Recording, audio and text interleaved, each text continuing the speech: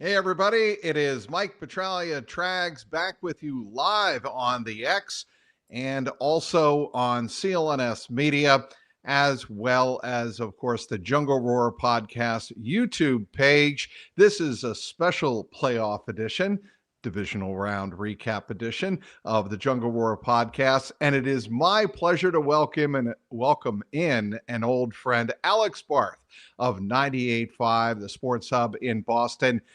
He had quite the view yesterday of a dismantling of the Houston Texans. CJ Stroud and company shown the door at snowy Gillette Stadium. And we have a lot to get to here, Alex Barth. This Jungle Roar podcast, by the way, before we go any further, we want to remind everyone, of course, it's brought to us by our great friends at Prize Picks. All right. As I said, Alex, we have a lot to get to. First of all, the firing of Sean McDermott, this did not surprise me one iota. I thought I saw it coming down the pike. I just felt like with Sean McDermott, there was a ceiling that the Bills had reached. They had conquered the Patriots, but it was a flawed Patriots squad over the last 4 or 5 years before Mike Vrabel got on the scene. Your thoughts, your initial thoughts of Sean McDermott being shown the door in Western New York? So I'm somebody who's been more critical of Josh Allen than others, but I've always made it clear, like the big reason that the Bills haven't won was Sean McDermott. Josh Allen's a quarterback that can win a Super Bowl. He has that level of talent. Not with that guy as a coach. He should have been fired 2 years ago. They frankly wasted the last 2 seasons, and some of it is the in-game stuff, and you really start to see it crack this year. As a defensive coach, the way that defense looked at key downs against the Broncos late in that game was an issue. But I just think a guy that, coming from a New England point of view, you mentioned how Mike Vrabel has come in and turned this thing around so quickly. A lot of that is the culture and the program that he's built. I think Sean McDermott's culture stinks, frankly. And you know me, Trags, I usually mince my words and all kind of hem and haw. You're not one prone to hyperbole. Go ahead. I think Sean McDermott's culture stinks. And so what examples do you point to in that regard? I think it was a lot of excuse making, and just from him, and not necessarily that he was directing the roster in this way, but what the coach presents publicly, I think can, whether it's intentionally or non-intentionally, seep into the overall mindset of the program. We know Belichick used to use this to his advantage for years and years and years, was a master at it. But, we didn't win because of this, or we would have won because of that. You would hear him say at the podium a lot late in the year. Didn't take a ton of accountability for decisions that he made. Would, kind of excuse losses as, well, we've made it this far. You look at what this organization's been, that kind of thing. And then really the last couple years, just a lot of backtracking. And it becoming unclear what his beliefs are. Votes against the tush push. And look, if you want to say the tush push should be illegal because it's a competitive disadvantage, that's one thing. He gives this whole big answer. I think it was at the Combine. I don't remember if it's at the Combine or the owners' meetings, but he gives this whole big answer about how he believes the play is dangerous. And first and foremost, we need to look out for player safety. And then runs that play more than anybody. So either you don't care about Josh Allen's well-being, you're a liar, or both. And for the record, I don't think he cared that much about Josh Allen's well-being because the Bills ran him way too much the last couple of years. And that's part of the reason they struggled down the stretch because he was always banged up. Then you had a couple last month, almost exactly a month ago, Bills play the Patriots in Foxborough. They win. There's a couple controversial calls. The Bills won the game without them, but there's a couple controversial calls, and Mike Vrabel's asked about them on the radio the next day and gives his response and said something along the lines of like, well, I'm surprised the Bills didn't get called for more holdings considering they lead the league in holding penalties. That comment gets back to Sean McDermott, who gets on his high horse about it, and I want to give you the exact quote, Trags, because I think that's important. McDermott says, quote, we go by what the officials call. We're focused on the Cleveland Browns, who are their next game at this point. So Mike can talk about what he wants to talk about, all due respect. We enjoyed a good game yesterday, a hard-fought game, and we're moving on, which great mentality. And Vrabel was asked about the refs. I'm not going to say don't like that Vrabel talked about the refs, but shouldn't be an issue. To then go up to the podium after that game, well, I'm standing for Buffalo and that, and then to call him, he called a reporter on the flight home. I saw that. Yes. And gave him where's your brain at, dude? So I just think he had become desperate. He was making a lot of bad decisions. It really wasn't easy to track. Like, a lot of what he was saying was conflicting what he was doing. It was just becoming a mess. And after 9 years, it's enough time to know if it works or not. There was a stat going around that only one coach has won a Super Bowl after spending 9 years with a team without one, and that was Bill Cowher in Pittsburgh. By the way, only the longest tenured coach in the NFL right now without a Super Bowl with this team, Kyle Shanahan. Just throw that out. That's remarkable. And that obviously got extended on Saturday night when the 49ers were blown out in Seattle. I just think that just watching Buffalo, I think that the Bills tense up in big games the further you get into the playoffs. I felt bad for Josh Allen and the Bills when they had their shot against the Chiefs and they had that great game. I think it was in 2022 when they went back and forth 3 times in the final, whatever it was, 2 minutes. And, obviously Patrick Mahomes rescued that from the fire in overtime. And the Chiefs went on to beat the Bengals in the AFC Championship and win the Super Bowl that year. But I just don't think that the Bills' mentality, like you said, was structured in a way that it was conducive to making the most of Josh Allen. It's like people have said this here in Cincinnati, and I'll go that much further in Buffalo. I think everything fell on the shoulders of Josh Allen. And I think to a point, a quarterback can take you so far, but when you expect him to carry the team the way the Bills expected him, I think that was too much. And along those lines, you mentioned you weren't surprised when McDermott was fired this morning. I wasn't either.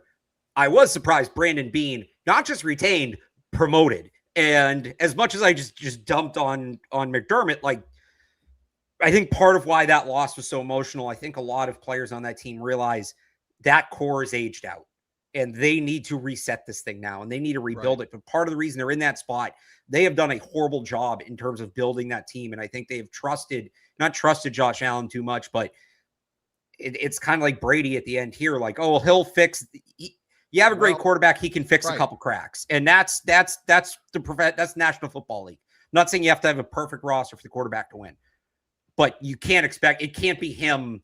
It can't be 1 on 53. And that's kind of what it's become in Buffalo. James Cook's a very good player. Dalton Kincaid can play. They've had a couple good draft picks on defense the last couple of years. Ed Oliver's been there a few years now. I like Deone Walker, but they've had some busts on that side of the ball too. Beane has done as bad of a job, I think, as McDermott. I'm shocked he hasn't been let go, but it's interesting you mentioned Burrow, because I think when you mention these guys that are clearly great quarterbacks that haven't been able to win, whether it's Burrow, whether it's Allen, whether I'd throw Lamar Jackson in here. Sure. One of 3 names gets brought up in terms of the career arc. And it's John Elway, Dan Marino, and Matthew Stafford, as I've kind of talked about this with people. And is he going to be Dan Marino and just be a great quarterback who never wins? Is he going to be John Elway, where the organization has to catch up to him and eventually the pieces will fall into place? That's what I think is going to happen here in Cincinnati. Shanahan late. Or is he Matthew Stafford, where it gets to the point where he kind of looks around late in his career, about 10 years into his career, and says, you know what, this organization isn't going to provide me with a chance to win. That's what I don't have that many years left. Correct. And that's exactly right. Frankly, Bills fans should fear it too. And you have teams like the Rams who love to do that.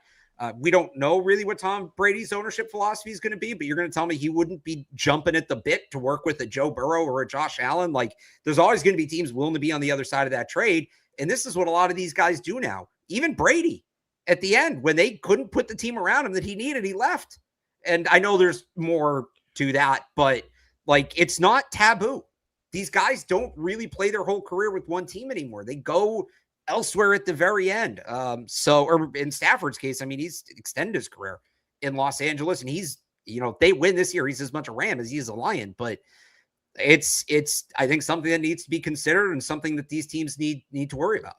So much great stuff to get with you. That's why I'm glad I'm having you on today. Alex Barth of 98.5, the Sports Hub in Boston, does a fabulous job covering the New England Patriots and the National Football League and the college draft, the NFL draft, which is coming up. And we, as Bengal fans and the Bengal community and Bengals media, which I consider myself a part of, we definitely want to get your insight on some of the players that'll be playing in the national championship tonight between Indiana and Miami. The big game is almost here, and there's no better way to cash in during America's biggest sporting event than Prize Picks, where it always feels good to be right. And since the big game is right around the corner, that also means it's your last chance to get into the football action before next season. So close the season out the right way with Prize Picks by getting $50 instantly in lineups when you play your first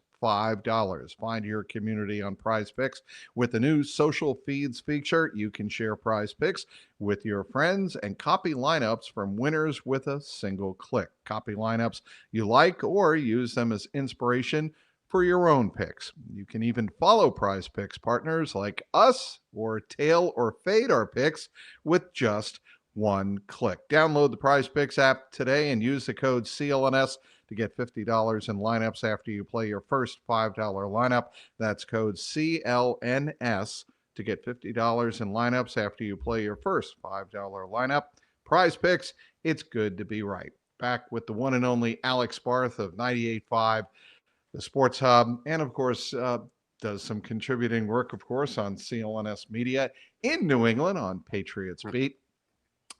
Okay, since we have so many subjects to get to, I want to get this one out of the way real quick. Everybody has an opinion on Brandon Cooks and the catch yesterday by the Rams. Help me out. Devontae at the Adams. End of the game.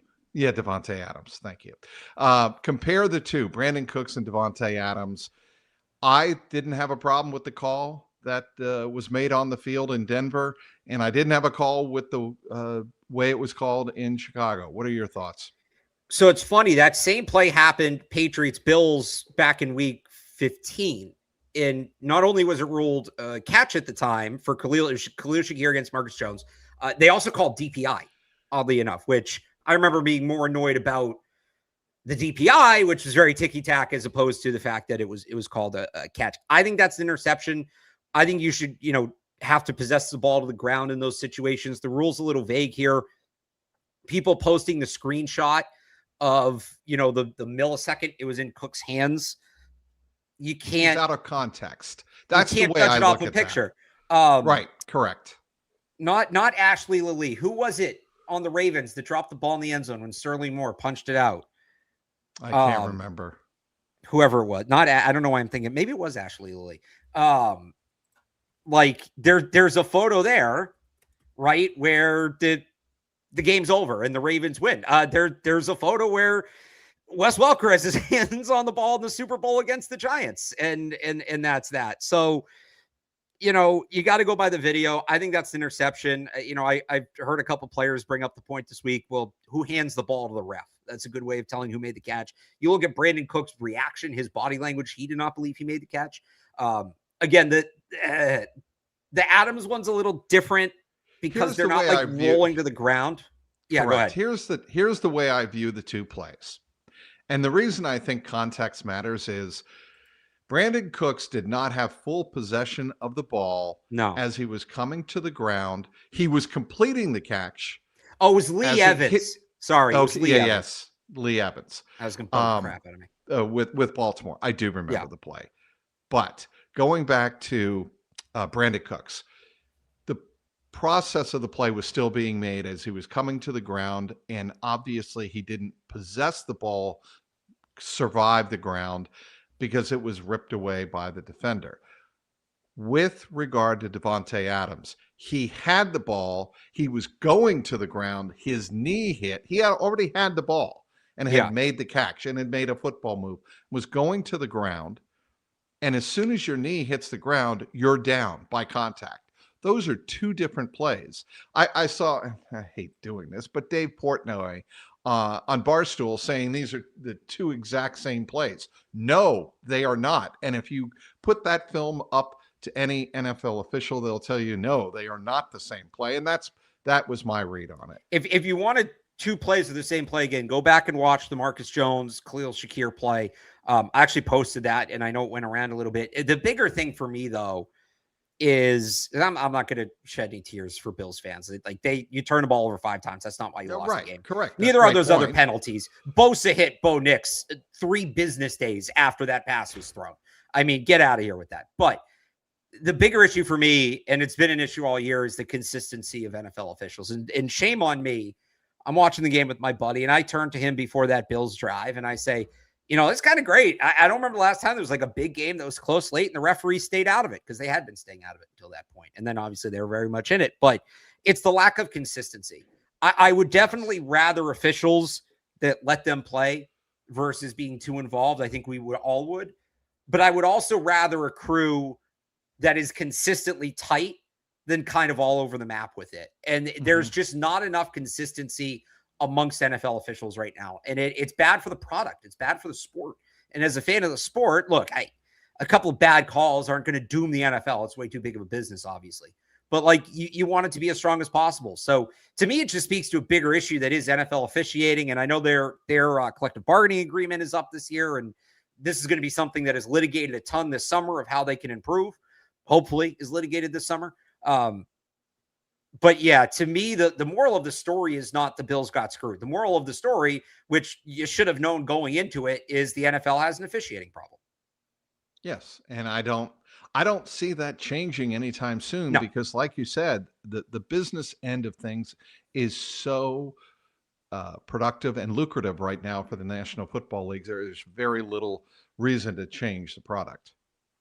Right. Yeah. I'm not expecting any change, but to me, it's a consistency issue like that. So I go back to that one. And again, the Khalil Shakir, Marcus Jones one, I think those are both interceptions, me personally. Now I might be biased because in both of those cases, it hurts the Bills.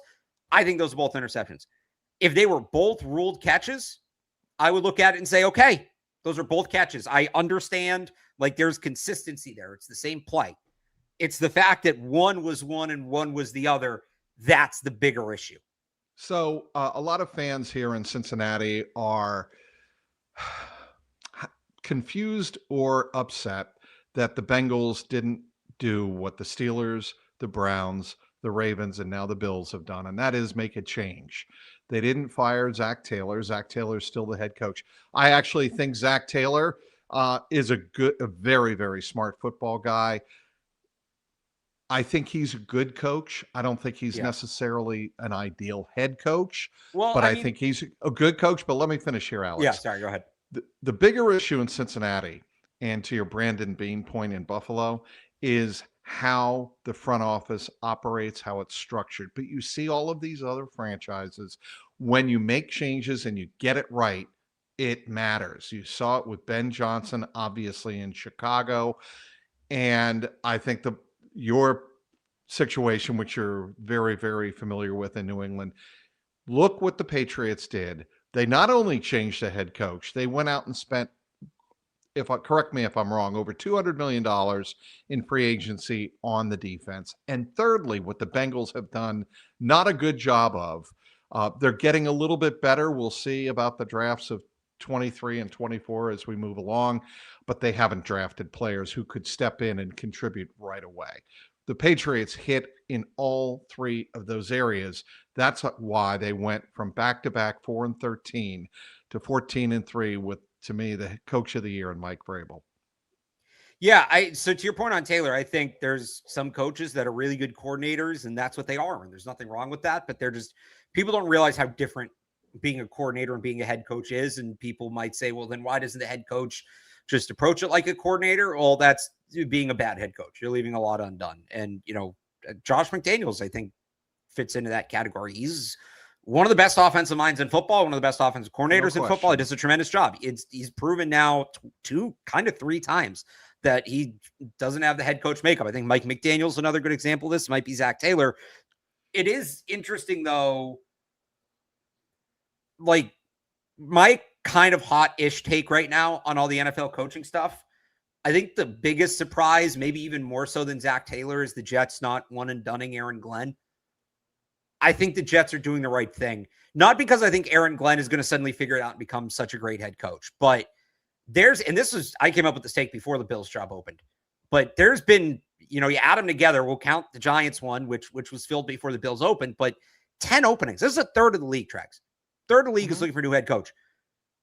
If I'm being super generous, the Jets opening is maybe the 7th or 8th best, maybe in the NFL. I'd say that's generous. I'd say probably right at the bottom of the list, but year, if it were to open. Right. In a year where there really aren't a lot of good head coaches. So do you want to be the 8th, 9th team picking your head coach in a bad year? Or do you run it back with Aaron Glenn? Maybe he's the first coach fired next season, whatever. You have this high draft pick. Maybe you find your quarterback, although Dante Moore going back to school does not help them. And then next year, the Patriots became a desirable job in large part because of Drake May. And yeah, it worked out for them. One and done Gerard May. It was a much better talent pool. So, when I look at the Bengals, they certainly wouldn't be that low of a job. But I'll ask you this, Trags. Consider the jobs that are open right now. And that includes the Ravens, and they have Lamar Jackson, a very good defense. It includes the Bills with Josh Allen. We'll throw the Giants in there, who Jackson Dart, made some progress. And they have some defensive pieces. It's a big market.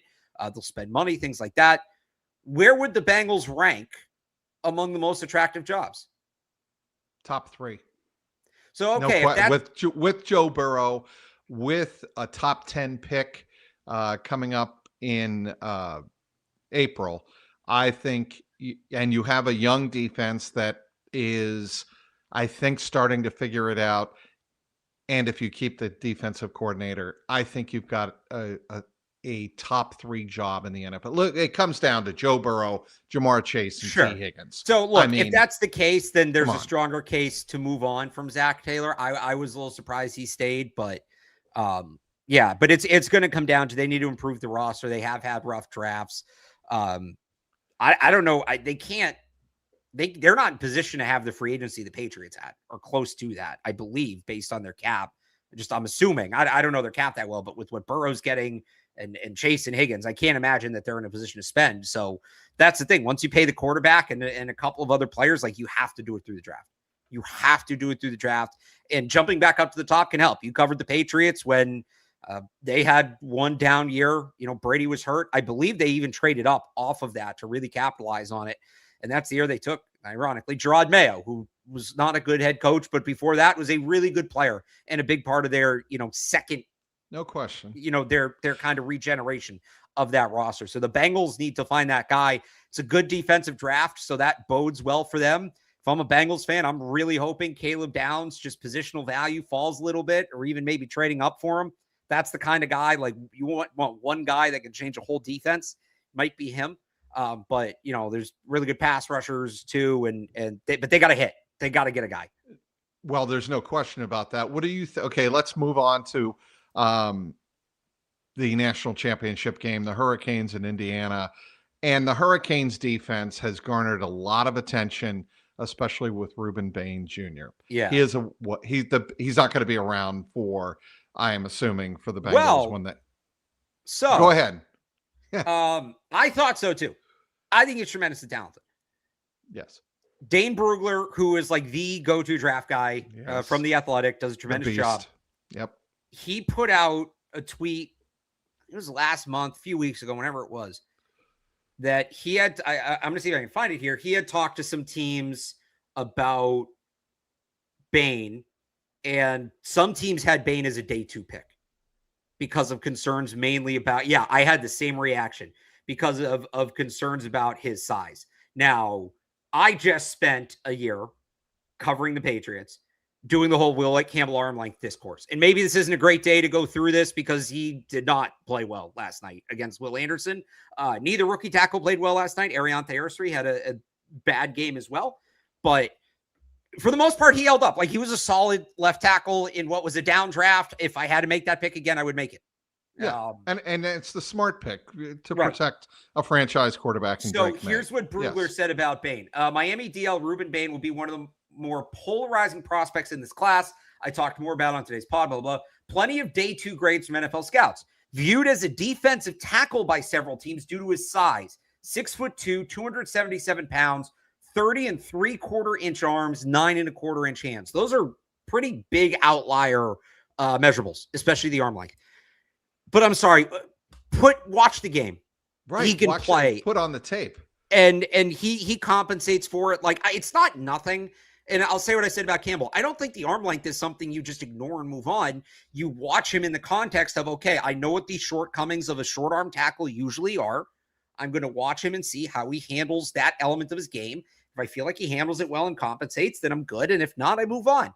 And when I haven't watched Ruben Bain super close, because I doubt he's going to make it to the Patriots, especially now.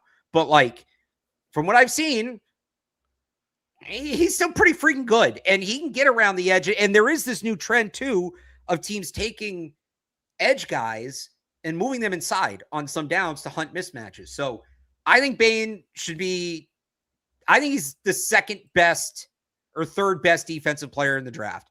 Arvell, I think Caleb Downs is number one going away. So, okay. And then Arvell Reese is very good too. Yeah.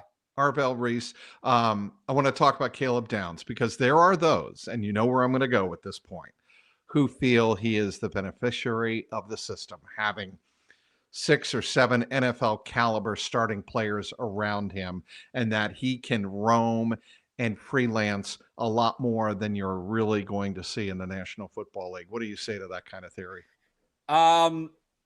He's not going to put up the numbers he put up in college in the NFL, but that's just because the NFL is better. I mean, it's not going to be, you can't do all of that stuff with him, but he's a tremendously talented player. Like before he was at Ohio State, he was at Alabama. He was playing that kind of, I forget, joker star, whatever they call it, safety role, that kind of wild card safety role that Brian Branch played at Alabama and played at a high level. And that obviously translated, and he's been a very good player for the Detroit Lions here these last couple of years. So no, you're not going to be able to go as nuts as Ohio State does, but that's most college players.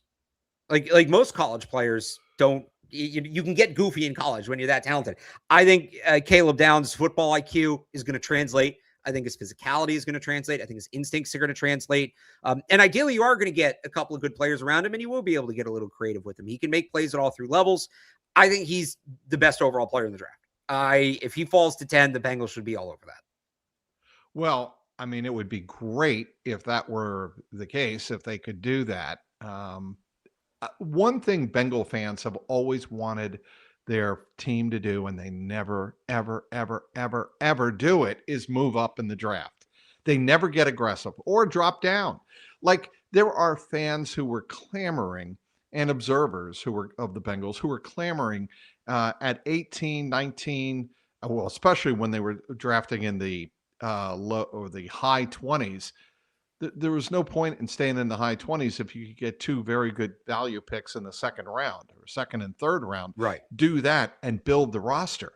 And that's what drives Bengal fans nuts, Alex. And you know this, is you win with more and more quality players, and the Bengals just don't have, or last couple of years have not had enough quality impact playmakers on defense. Yeah, I wouldn't trade down this year if I'm the Bengals. I just think there's too much defensive talent at the top of the board. Right, and they won't. This year is not the year to do that. You know, if you can move up and get a guy like Caleb Downs, now the question becomes, and what you're going to pay to move up. And I just spoke very highly of Caleb Downs, so you know how I feel about him. But like, is it worth giving up what you're going to have to move up to get him?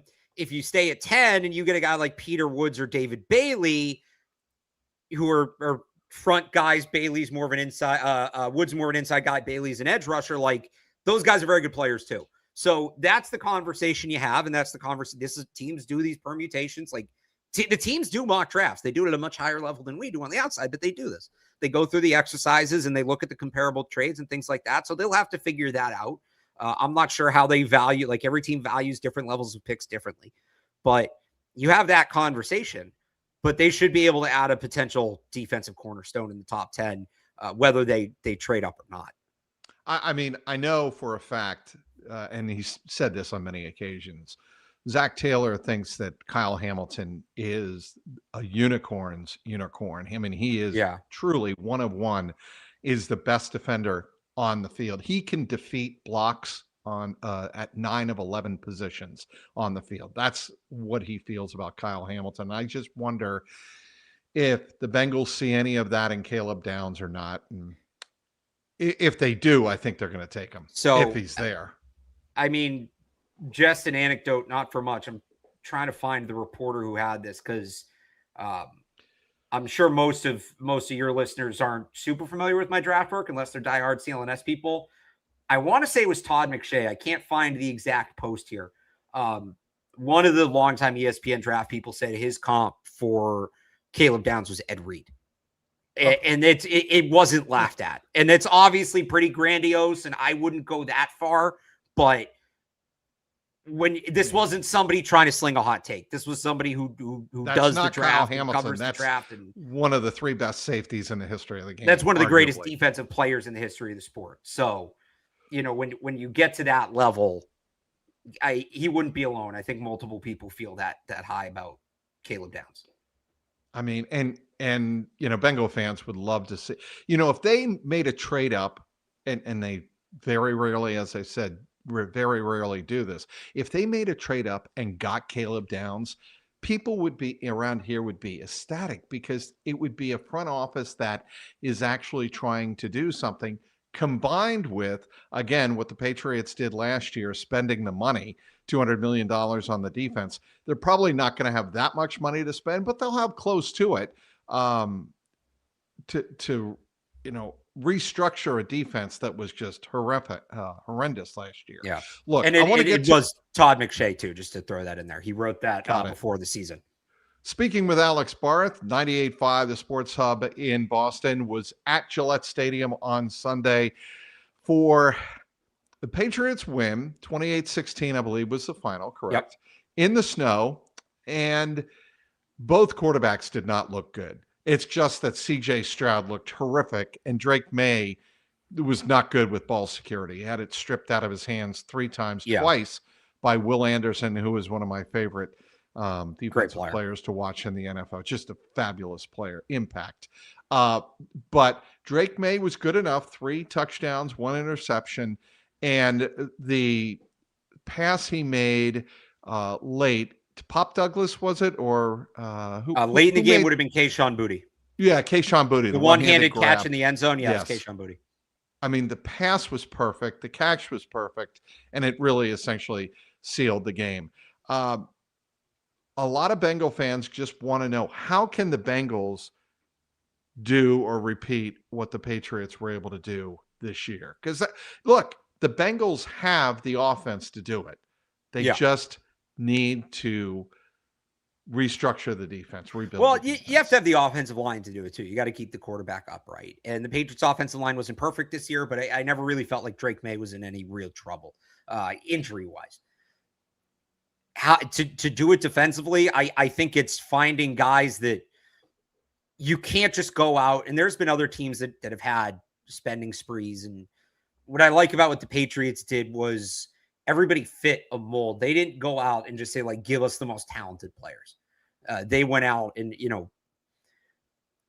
they got guys that you could see where each guy fit into the picture of the defense they were trying to build.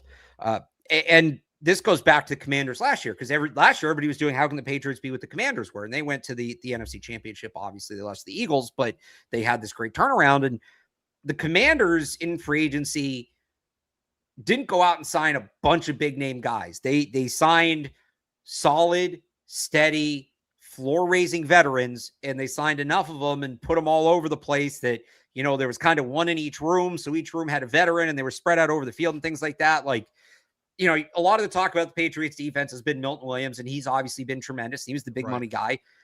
I wouldn't call Robert Spillane a flashy signing by any means, but he's a good starting caliber player, and he's been a huge part of what they've done. Their run defense fell off a cliff when he was hurt at the end of the season, and he's been great since he came back, and he's been great in the room too. He was voted captain in his first year. Kyrus Tonga, completely under the radar. I had to remind Evan Lazar that they signed him when we did our free agency recap, because he signed at the end of day one on some small money contract, 1-year deal. Had been a rotational player, but they saw something in him. He'd really only been used as a run player.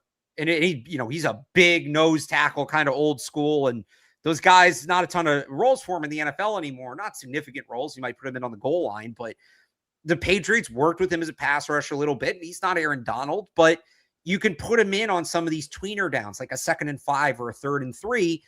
And it helps your defense, because he's not going to be a liability in the pass rush. So finding solid veterans who can plug holes, or guys that maybe have some untapped potential and coaching them up a little bit.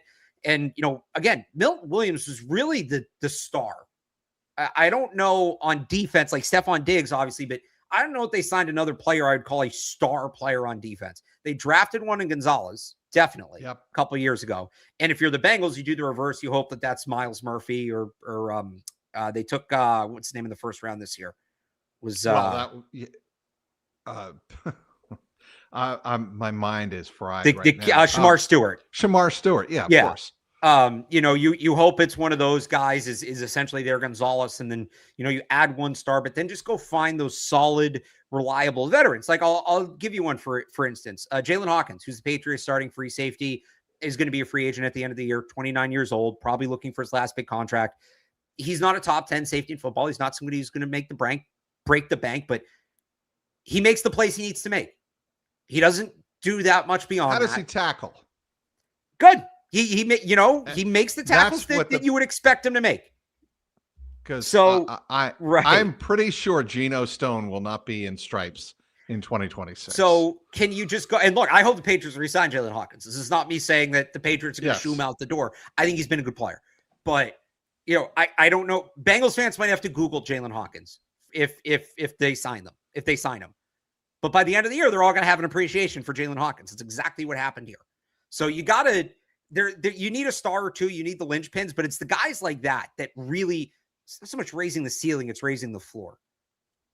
Yes, I would agree with that 100%. You don't see any chance that the Patriots underestimate Jarrett Stidham, their former backup quarterback back in the last days, the waning days of the Bill Belichick era. You don't see any way they underestimate Jarrett Stidham, go into Denver and lose that game, do you? Yeah, I don't know about underestimating Jarrett Stidham. I actually don't think that's what would do the Patriots in, because he is Jarrett. Like, there's only so much he's going to be able to do. That's just the reality of it. And I mean, this is no disrespect to Jarrett Stidham, and I mean this is no disrespect to Bo Nix, but the Broncos were always going to be whatever their defense was. That's a defense-driven team. It's led by the defense, and they were going to go as far as their defense took them. That's the story of that football team. So that defense is still there. Jarrett Stidham's not going to be out there playing corner rushing the passer. They still have Surtain. They still have Benito. They still have that rush. They still have all those guys. And the Patriots have had a little bit of a turnover problem the last couple of weeks. So I don't worry about like them underestimating Stidham and them beating him, but you can't just roll the ball out and win against that defense. Like, you still have to show up and make plays. And if you start giving Jarrett Stidham a bunch of short fields because you're turning the ball over, then he's going to have a chance. But the Patriots should win. Yeah, they should. Who on offense for the Patriots is going to be a bigger deal? Will it be Ramondre Stevenson and the rookie Travion Henderson, or will it be Drake Maye going out and doing what he did in the snow on Sunday? Well, if it's doing what he did in the snow on Sunday and fumbling, that's going to be a major, major problem. He did, but he also made some great throws. He did. I don't want to be the guy. For me, he played poorly when it comes to ball security, and there's no question about that. But in terms of the throws he did make, when he was able to drive the ball downfield, he made some fabulous throws. It's hard for me because I want to phrase it the right way, because I spent all Saturday night ripping people saying, well, if you take out the turnovers, Josh Allen played well, because he didn't. So I fully acknowledge Drake Maye's turnovers, and like, he has to be better, and that's going to catch up to him if he keeps doing that, and it could catch up to him as soon as this week. But when he did throw the ball, he threw the ball well, and he didn't really put the ball in harm's way from an interception standpoint. So yeah, I think I know it's a little bit of a cop-out answer, but I've said this about the Patriots all year. They're at their best when they're balanced. When they get too pass-heavy or too run-heavy and they become predictable, they don't – like when Josh McDaniels, the Brady years, especially late, that team we covered together in 2018, they were very predictable. You knew based on the personnel who was on the field whether they were running or throwing. I think Sony Michel, they ran the ball like 70-something% of the time. Yeah, I remember that. He was on the field. But they were so freaking talented, it really didn't matter. This team's not that talented. They're talented. I think they're more talented than people give them credit for on offense, but they're not that talented. they're at their best when they're balanced and they keep defenses guessing. So Ramondre Stevenson has been a huge part of what they've done. He's played the best football of his career over the best month and a half. For them to win, he has to play well. Drake Maye has to play well and has to take care of the ball better. I don't think, though, they're not the kind of offense that can lean on one guy and win a game. Outside of a couple of games where Steph Diggs went nuclear, that really has not been who they've been all year. So it's a balanced effort to me is the way they win this game, and not allowing the Broncos defense to key in on any one thing. Who from the NFC makes the Super Bowl? I think the Seahawks are the better team overall, but I feel like Sam Darnold is due for a letdown game, and I trust the experience of Sean McVay and Matthew Stafford at this time of year. I trust them to pull it out. I think that's going to be a great game. But I think the Rams, again, I weigh experience, not just playoff experience, NFL experience so much this time of year. I think the Rams get it done, but I wouldn't be surprised if the Seahawks made it. Their roster is better and deeper. So either way, if the Patriots win, you're going to get a hell of a rematch story. You get a rematch. Yeah, it's so funny. It's just been like, oh my God, like the Chiefs are out of it, and the Bills are like, this is the year anything could happen. And it's probably going to be, it's either going to be Patriots, Seahawks, Patriots, Rams, Broncos, Seahawks, Broncos, Rams would be the only one we haven't seen. Correct. We haven't seen in the last, really, I guess, a little more than 10 years now for Broncos, Seahawks. I think that was 2013.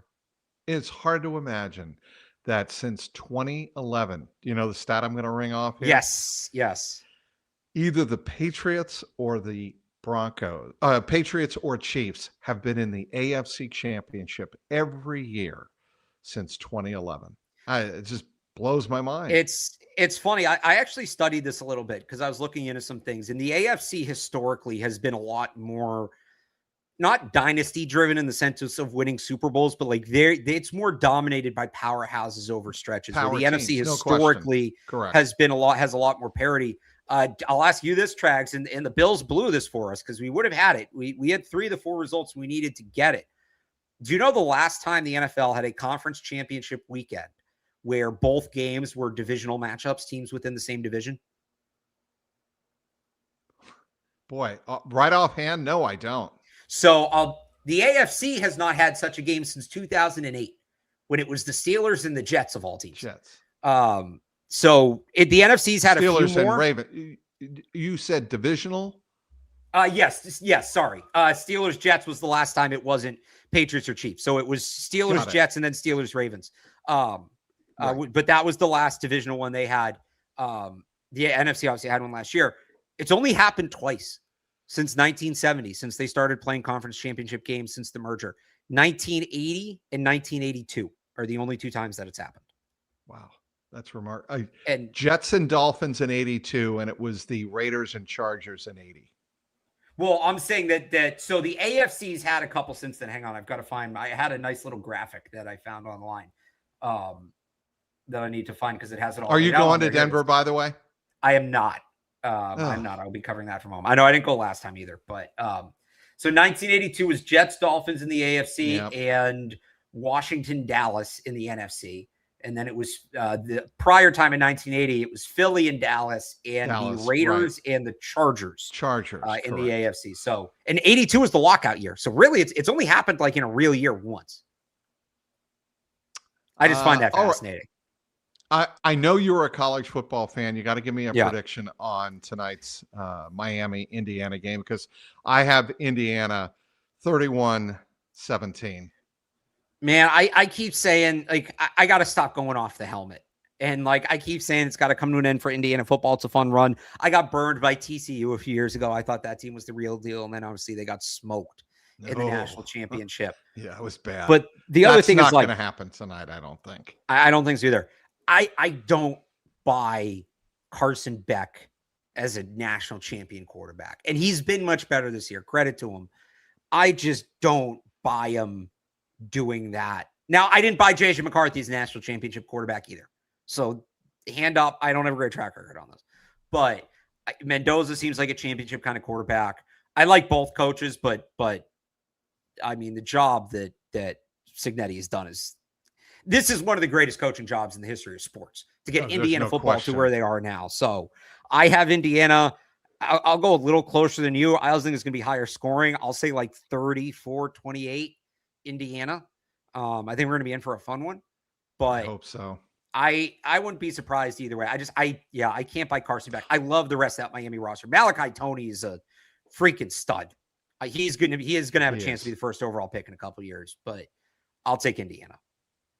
Also, one of the greatest passes I have ever seen in my life was the Caleb Williams pass, and to tie the game at 17. I mean, that is an all-time great pass, Alex. And obviously, I am prone to hyperbole, no question about that. But I had been really hard on Caleb Williams coming out of college. I just thought he didn't have the character, the whatever it was, the it factor. Boy, was I proven wrong this year. I mean, time after time after time, when he can look like he's not capable of making the right play at the right time. Like on the next to last drive of regulation for Chicago, on the 4th down play, they failed to get it and they turned the ball over to the Rams. And then on 4th down, and he's scrambling back behind there. I'm like, well, the game's over. And he throws that Hail Mary. Might as well have been a Hail Mary, and throws it right on the dime. Have you ever seen a better pass under pressure than that one? I mean, if we're talking about like the technical element of the game, like you wouldn't coach it like that. But just the moment was unbelievable because he shouldn't have like.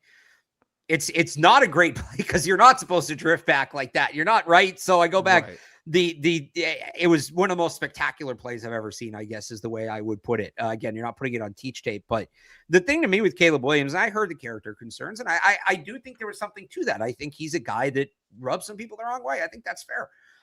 But he's also incredibly talented. And when people said, well, what's it going to be like in the locker room when he starts losing, when they start losing, are people going to put up with his nonsense? I'm like, maybe not, but I just don't think he's going to lose much. In winning cures all. You can be a weirdo if you're winning. People are going to be all in on that. And he has every right to be weird. Like, that's not me, blaming him for it. But, like, if you're good and you can win, people are going to buy into it. So that was my thing with Caleb Williams the whole time was like, yeah, I think he probably does rub some people the wrong way. But I think he's going to win at a high enough level that it's not really going to matter. Around these parts, Alex, Zach Taylor is very fond of mentioning the old Paul Brown quote, and you'll appreciate this. Winning makes believers of us all. How about we end on that note? Sounds good. Alex, where can people find your work? 985thesportshub.com, Sports Hub YouTube page. Just put a new podcast up today with David Andrews, former Patriots center, reacting to today's game. Also, Patriots Press Pass, another CLNS channel, Patriots Beat.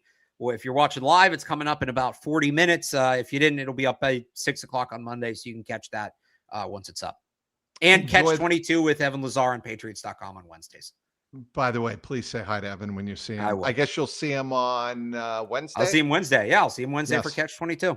Say hi to everybody at Gillette Stadium, will you? I will. All right. He is Alex Barth, does a fabulous job covering the New England Patriots and the upcoming NFL draft. Bengal fans, everybody wanting to know who the Bengals should be following in the top 10. Be sure to follow Alex Barth. Also want to thank our terrific sponsor, Prize Picks. Just remember, the big game is almost here, and there's no better way to cash in during America's biggest sporting event than Prize Picks, where it always feels good to be right. He is Alex Barth. My name is Mike Petraglia Trags. And until next time, keep that jungle roaring.